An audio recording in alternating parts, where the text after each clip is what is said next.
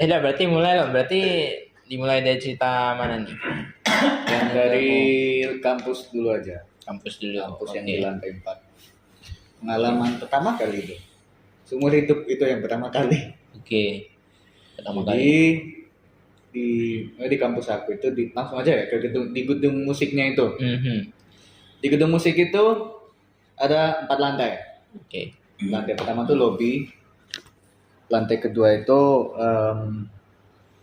dia ya ada beberapa ruangan, sekitar ada 5 atau 8 ruangan gitu.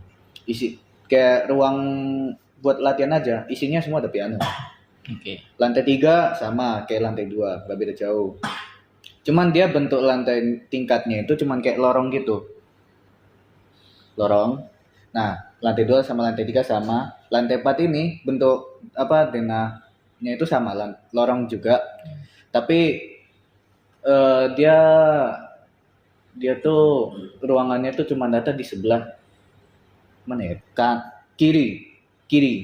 Jadi kiri itu ada ruangannya, kanan tuh udah apa ya, kosong gitu sih. Jadi bisa lihat apa view dari atas tuh loh. Oke.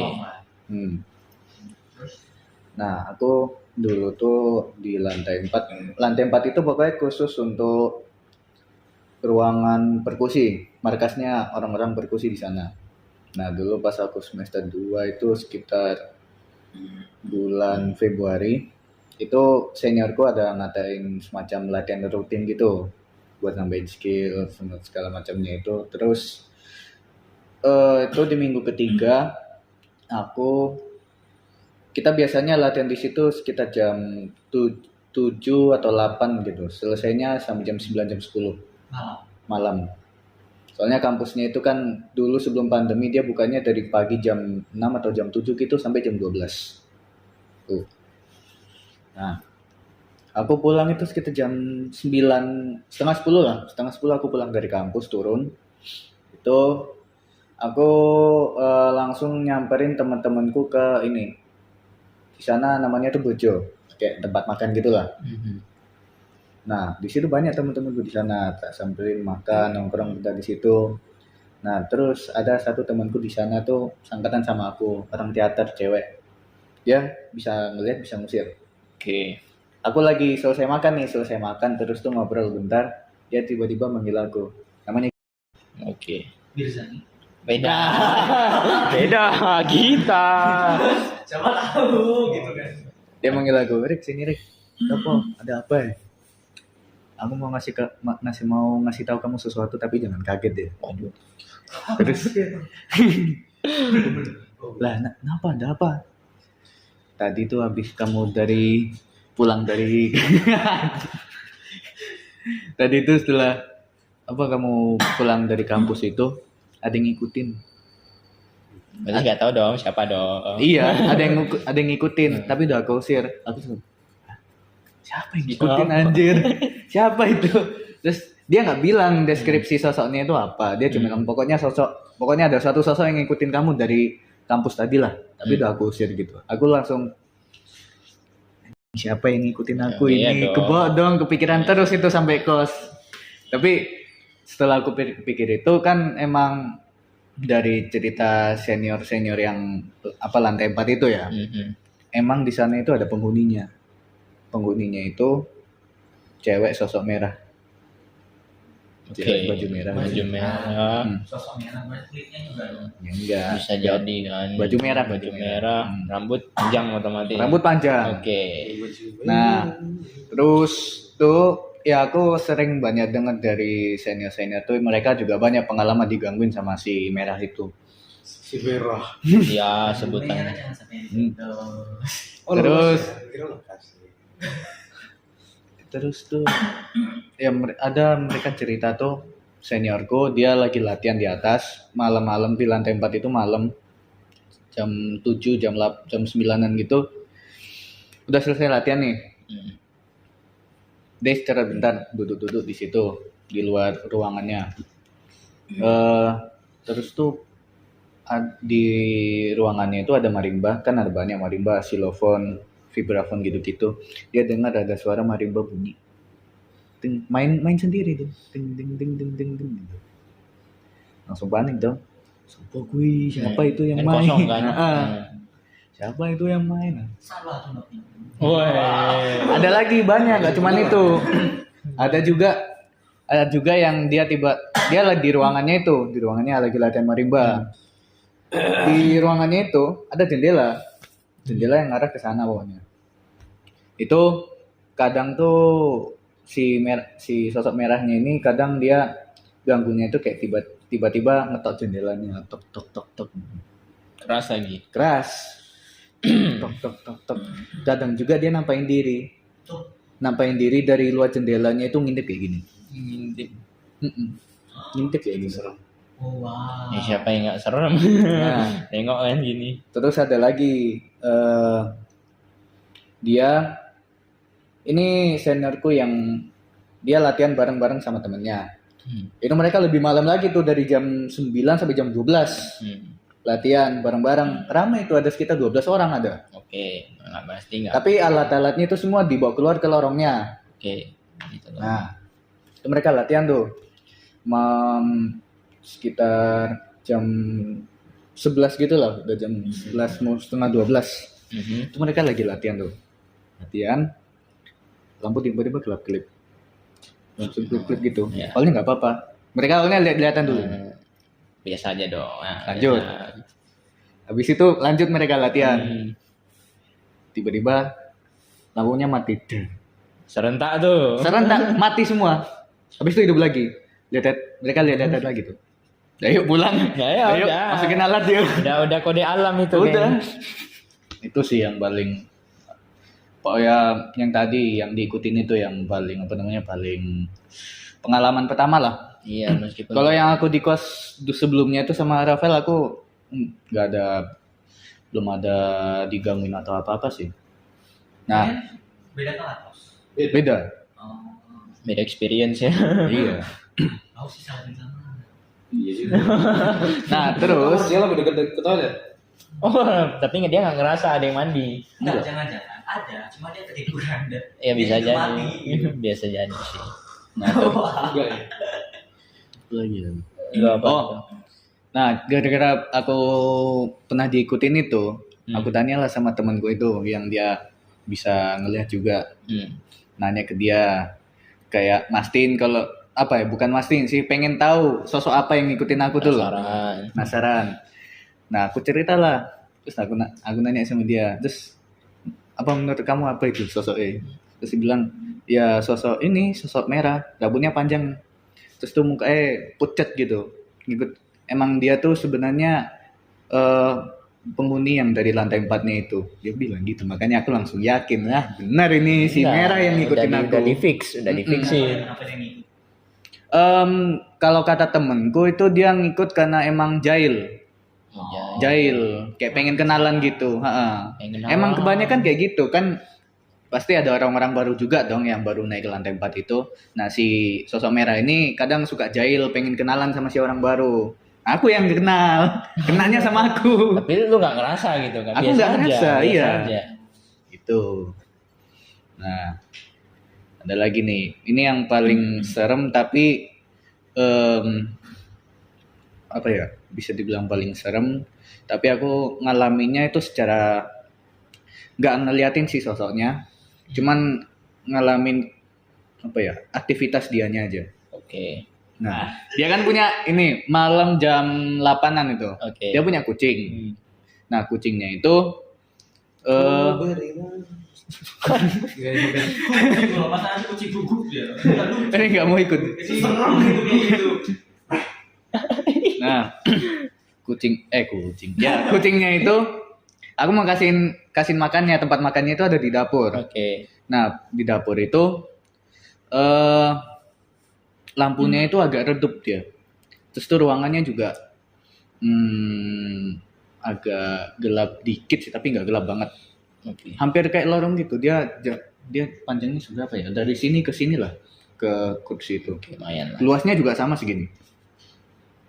Terus tempat makannya itu cuma kayak mangkok biasa. Dan itu aku ngasih makannya aku taruh di persis depan kulkas. Mhm. Depan pintu kulkas di bawahnya itu. Ya udah kucingnya datang makan. Aku balik lagi ke ruang tamu HP-an. Terus tuh kucingnya balik lagi.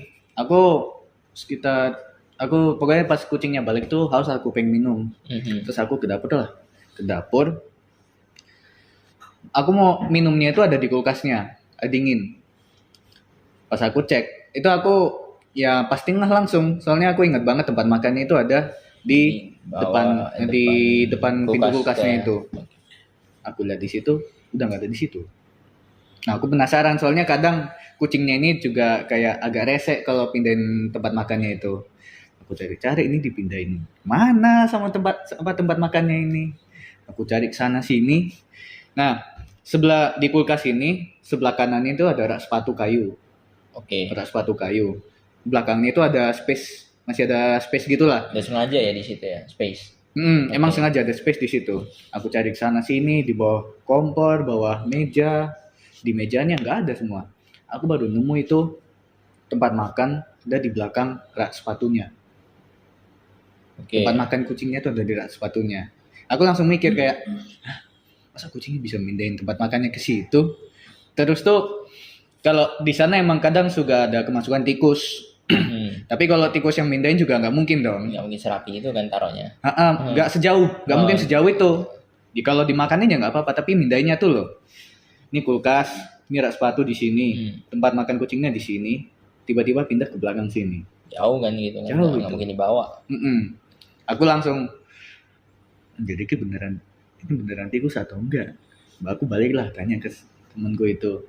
Aku awalnya itu agak takut mau ceritain, cuman mastiin aja soalnya kan dia juga main sensitif sama yang kayak gitu Iya kan. bisa nengok itu tadi kan. Aku nanya lah, tadi tuh aku mau mastiin aja sih. Tadi kan aku ngasihin makan si Cimo, nama kucingnya Cimo. Ngasih makan si Cimo di ban kulkas itu, aku taruh situ. Aku balik bentar ke ruang tamu, itu ada sekitar 3-5 menitan lah. Terus tuh aku balik lagi tuh, tempat makannya udah gak ada di depan pintu kulkasnya itu, tapi ya di belakang rak sepatu. Dia spontan bilang, oh ya itu paling tikus. Ngomong juga ya, kalau tikus kayaknya nggak mungkin gak sih bisa pindahin sejauh itu. Dia tetap optimis, spontan ngomong, ya paling itu tikus juga. Terus ya udahlah, aku kan juga mastiin aja kalau itu beneran tikus atau enggak. Kalau dia bilang tikus ya udah aku yakin aja. Kan kalau enggak tikus juga gimana Ya, gitu. kan malah bikin. Terus ya udahlah, akhirnya ya udah dia bilang tikus ya udah. Nah, terus tuh aku besoknya itu kan balik ke Jogja. Sebelumnya itu kita sebelumnya itu kita di sana kayak lagi seru-serunya suka nonton podcast horor. Tuh. Oke. Nah, pas di malam setelah aku balik itu, dia tuh malamnya nonton sendiri tuh podcast horornya. Habis itu ketiduran. Dia mimpi lagi ada di rumahnya. Cuman posisinya itu dia mau ke dapur. Kayak entah ngapain ambil minum atau apa gitu. Pas mau balik tuh tiba-tiba kayak ada yang giniin dia tuh. Ya ada yang giniin dia dari belakang. Terus tuh dia nengok ke belakang, ada sosok Poci. Tangannya kayak mana Poci? Ada sosok Poci gini, tinggi banget, mukanya hancur, cuman ada beberapa tengkorak mukanya kelihatan, tengkorak tulangnya kelihatan, matanya ini kayak gantung-gantung gitu satu. Pokoknya hancur, berdarah parah banget sampai akhirnya dia tuh kabur, lari, balik lagi ke kamar. Itu di mimpi. Terus pas dia udah balik ke kamar itu si Pocinya ngikutin. Ikut. Terbang apa lompat? Terbang. Poci kan aslinya terbang mereka. Melayang. Ikutnya lurus. Ngikutin ke kamar. Terus tuh dia kebangun sampai ngos-ngosan itu. Kayak habis dikejar-kejar gitu. Kebetulan kayak merasa beneran gitu kan. Terus tuh dia langsung sadar kalau ternyata tuh itu kejadiannya di rumah dia sendiri. Di rumah dia sendiri. Terus tuh dia langsung sadar tuh lah, aku di mimpi tadi habis ke dapur. Dia nengok dapur, langsung mulai makin deg-degan dulu. Terus dia lanjut tidur lagi. Besok paginya itu dia tiba-tiba di chat sama temennya yang indigo. Iko juga. Ditanyain, Nis, Siapa namanya? Betulan. Sampai. bukan. Oh. Ya, Nis, kemarin kamu kamu kemarin ada diapa-apain sama apa gitu nggak? Atau kamu kenapa gitu? Nanyain kabar lah. Terus dia bilang, nggak ada, aku nggak ada kenapa-napa. Cuman aku tuh, dia cerita aja spontan. Aku tuh semalam mimpi kayak lagi ke dapur, terus tuh mau ambil apa gitu. Tiba-tiba ada sosok poci di belakang ngikutin aku gitu. Terus dibilang, oh iya itu aku semalam pas tidur itu juga ngerasa kalau kamu kayak lagi diganggu sama sosok poci. Dia bilang gitu, makin yakin dong Oh, iya kalau itu dong, nggak bukan. cuma mimpi, Iya. tapi beneran diganggu sampai ke mimpi itu loh. Saya di rumahnya sendiri gitu kan. Rumah sendiri loh, Hmm. di rumah sendiri terus tuh ya udah, makin takut dia. Terus akhirnya dia ngechat aku, nah bilang ke aku kalau ternyata yang kejadian kemarin itu mungkin saja bukan ulah tikus tapi itu si sosok pocinya itu. Tambah lagi di malamnya itu setelah dia dikabarin sama teman indigonya itu, ibunya lebih ini lagi, dia lebih sensitif lagi sama yang kayak gitu, bisa ngeliat, bisa ngomong, bisa ngusir. Komplit. Komplit. Terus malam Aja. Wah, terus malam Beda pas itu malamnya itu dia bilang sama temen gue ini, kamu mau ke dapur enggak bu, enggak mau ke dapur. Oh iya udah, kalau mau ke dapur ngomong ke ibu, soalnya di belakang itu ada poci. langsung aku. Langsung bilang ada poci, jadi biar ibu temenin aja kalau mau ke dapur gitu. Ya kan? Di situ, dia ada di situ. Kenapa ada di situ?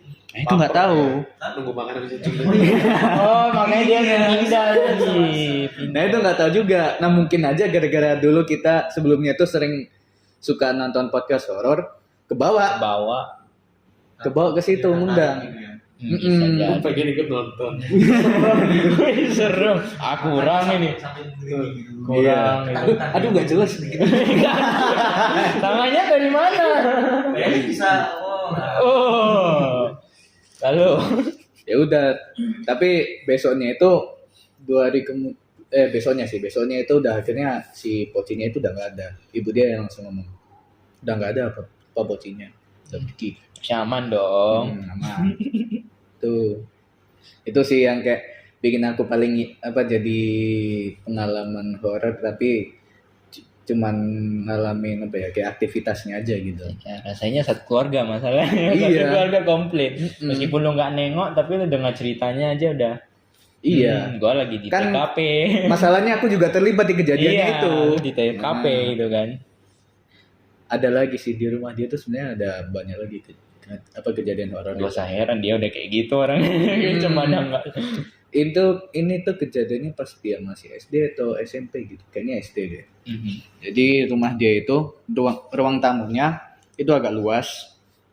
Luasnya sekota gini lah. Di sini tuh ruang tamu sendiri. pokoknya lebar lah. Kaki seberapa ya?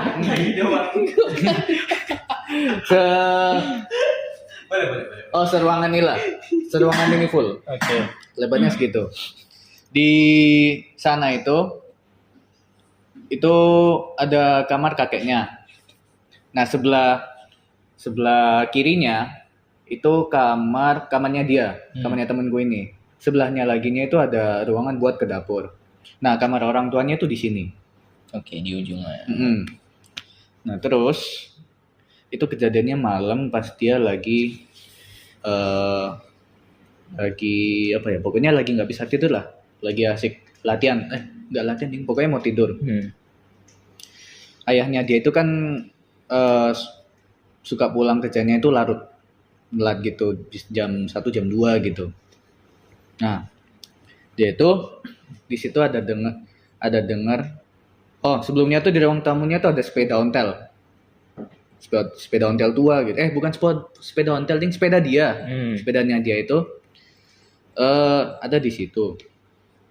Tiba-tiba tuh kayak ada yang mainin ininya loh, kayuhannya, Oh, mutar gitu ya. mutarin gitu.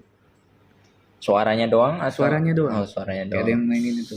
Ah, kayak gitu.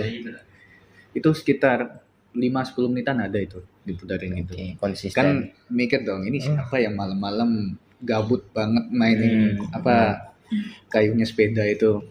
Terus berhenti itu, tapi belum selesai. Tambah lagi tuh kan ada jendela juga, ditutupin gorden. Nah, dia dengar suara gordennya itu dibuka, set gitu. Awalnya dia itu pikir ayahnya atau ibunya gitu yang nutupin gorden. Nah, terus tuh Enggak, kok dia sendiri. Dia yang cerita. nah, terus tuh gordennya itu kalau misal itu ayahnya sekali aja kan, set gitu. Ini berkali-kali, set. Dia sendiri lagi. set gitu. 10 menitan juga itu ada. Lama.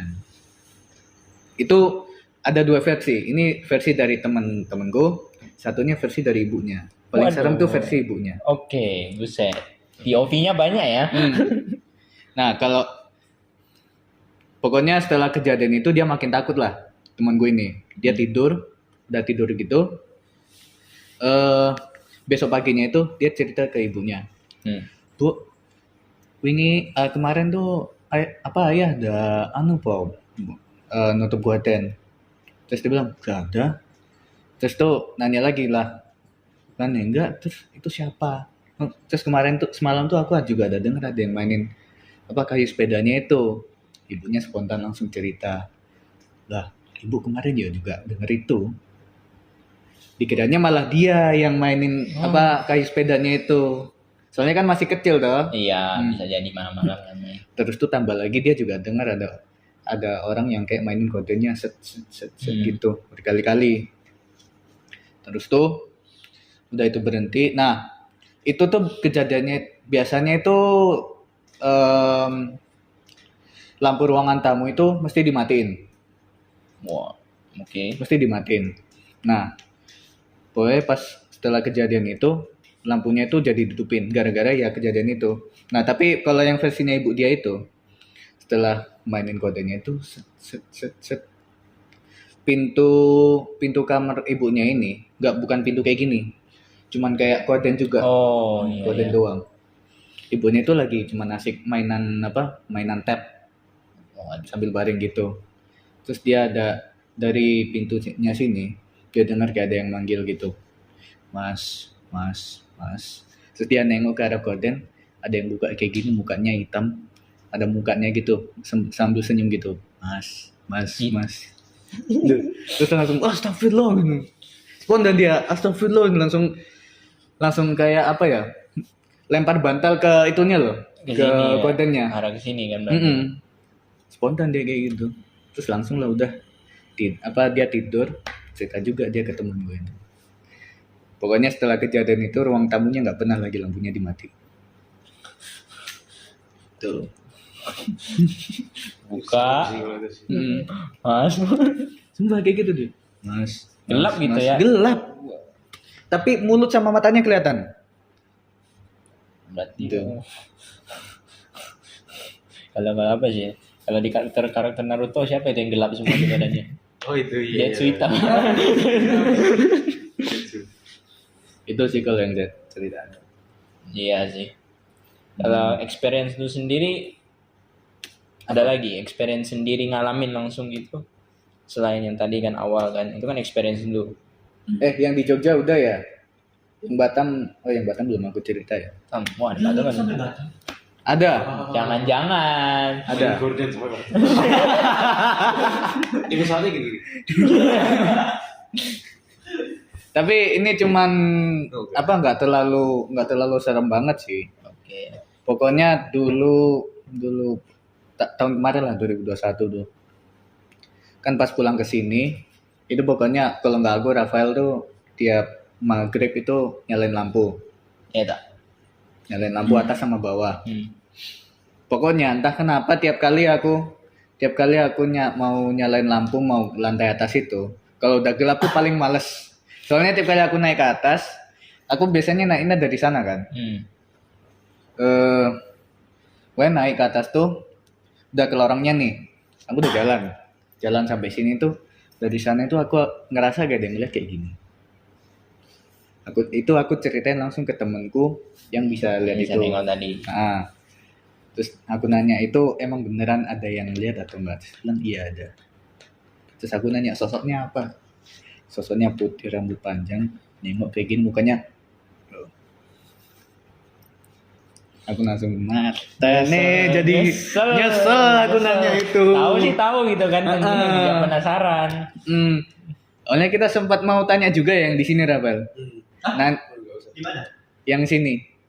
Di sini di mana? Ruangan sebelah ini loh, kan bekas ruangannya. Yang ada meja itu. Iya. Bekas ruang yayasan. Ruang yayasan ini. Soalnya kita Itu ada. nggak tahu pastinya ada atau enggak. Soalnya dulu kan kita juga pernah di sebelah situ kan ada kamar, ada kasus spring bed juga. Tiap malam itu mesti kayak ada suara gangguan gitu. Itu loh, kayak ini apa sih namanya? Kayak AC. Bukan tembok ini. Kayak ini loh. Tembok yang bukan beton, ada yang kayak kulit. Iya, Nah, coba gitu, tep gitu. Kayak gini. iya. Tapi enggak. Enggak gitu, cuma sekalian tep gitu. Tiap malam itu suaranya kadang dari sini, kadang dari sana, atau kadang dari atas juga itu. Cicak banget. Cicak nggak mungkin dong. Cicak nggak ketok Semoga dong. sih. Tikus. Tikus nggak ketok. Ekornya tak gitu. Wow, keras banget. Tidaknya segini. Udah lah. Itu terus tuh mau nanya tuh agak ragu-ragu sih, soalnya nanya yang sana udah nyesel, tambah lagi mau nanya ini kan makin takut lagi nanti kalau emang beneran ada. Cuman terus tuh sekarang tuh udah nggak ada lagi ya, kayaknya udah diusir sama papa ya. Kan kita nggak pernah tidur di sini lagi. Dia sih. Nggak tahu. Itu tadi siapa nama mas yang tadi bisa dekat? Namanya Kenal sama kita. Siapa tahu kan sama anak Gido. Ngobrolnya Siapa tahu kenal juga dengan Enggarni. Iya juga ya, anak teater juga tuh. oh iya sih iya. Bisa Tapi jadi. saling kenal juga sih. Oh iya, Bang. Saling kenal juga sih mereka. Jadi paranormal Expedition. berjuang untuk diisi. Kan keren juga. Dia bikin si UKM baru. dia juga bisa UKM paranormal. Ekspedisi. Ekspedisi. wah. Ekspedisi lebih tepatnya. Live TikTok. Belum. Live TikTok kayak gitu ya. Berarti gitu semua ceritanya. Gitu. Ada lagi sih. Aku baru juga. Oh, tiba-tiba baru ingat loh. Iya. Aku baru Seriusan. Serius. Jadi konser hall tadi ya. Iya. Konser hall. Sebelahnya kan itu Film Serbaguna tadi. Sebelahnya lagi laboratorium seni namanya. Nah di labnya itu kayak hampir sama kayak CH, konser hall cuma lebih gede lagi. Nah temanku survei ke sana tuh malam. Survei apa? Ya survei tempat. Dia mau pakai gitu. Mau pakai. Mau survei tempat buat konser gitu. Lihat-lihat dulu tempatnya. Nah, survei, dia foto lah kursi penonton dari panggung nih kursi penonton, terus sana ada pintu exit terang. Dan aku lihat storynya di upload. Oh ya udah. Terus aku lihat lagi storynya, ada tambahan story kan, aku lihat lagi, masuk chat, hei mas, itu di pintu keluar siapa gitu. Siapa yang enggak? Ada pokoknya dia bikin story, terus ada yang balas gitu. Oh. Dia bilang, hei mas itu di pintu keluar siapa itu kok ada orang gitu.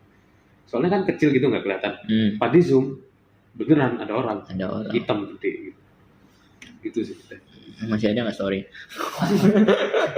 Paling semua udah. Oke, berarti itu udah semua cerita yang disampaikan ya. Udah semuanya ini. Semuanya lumayan mengerikan ya gitu ya. Tapi kembali lagi ke kalian, kira-kira dari dua cerita ini menurut kalian siapa yang lebih horor lagi? Experience menurut kalian? Ya silakan komen di kolom komentar, dan semoga kita masih bisa lakukan session paranormal experience lagi. Jadi jangan lupa to like, share, and subscribe, and see you on the next video.